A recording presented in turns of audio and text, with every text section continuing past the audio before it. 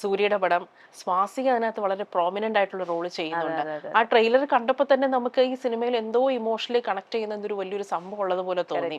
എനിക്ക് തോന്നുന്നു ഈ ഒരു തമിഴ് ഇൻഡസ്ട്രിയിൽ സ്വാസികയ്ക്ക് കിട്ടുന്ന റോള്, എനിക്ക് തോന്നുന്നു സ്വാസിക എന്നൊരു ആക്ട്രസിന്റെ കഴിവുകൾ പരമാവധി യൂസ് ചെയ്യാൻ പറ്റുന്ന റോളുകളാണ് ഇപ്പോൾ കിട്ടിക്കൊണ്ടിരിക്കുന്നത്. അതിന്റെ ഒരു ഭാഗമായിട്ടല്ലേ ഇപ്പോ ഈ മാമൻ സിനിമയില്. തീർച്ചയായിട്ടും. കാരണം മാമൻ എന്ന് പറഞ്ഞു കഴിഞ്ഞാൽ നമ്മൾ ട്രെയിലർ കാണുമ്പോൾ എല്ലാവരും പറയുന്നത് പോലെ തന്നെ ഒരു ഫാമിലി ഇമോഷണൽ ഡ്രാമ തന്നെയാണ്. അപ്പൊ അത് അതിലെ കഥാപാത്രങ്ങൾ എല്ലാവരും നമ്മുടെ വീട്ടിലുള്ള മെമ്പേഴ്സിന്റെ എന്തെങ്കിലുമൊക്കെ സ്വഭാവങ്ങൾ ഉണ്ടാവും.